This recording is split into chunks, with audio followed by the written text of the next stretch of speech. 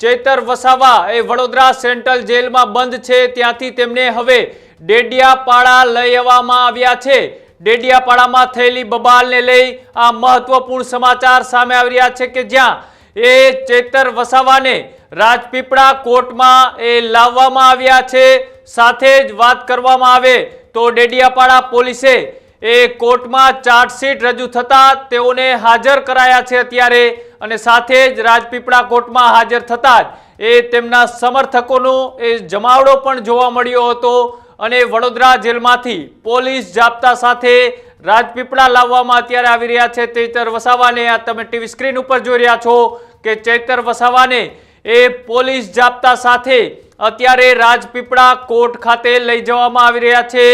ભાજપ નેતા એ સંજય વસાવા પર એ હુમલો કરવા બાબતે તેમની સામે જે ફરિયાદ દાખલ થઈ હતી અને તમે જે રીતના જોઈ રહ્યા છો એ રીતના એ ડેડિયાપાડાના ધારાસભ્ય ચેતર વસાવા એ અત્યારે રાજપીપળા કોર્ટ ખાતે તેમને લઈ જવામાં આવી રહ્યા છે।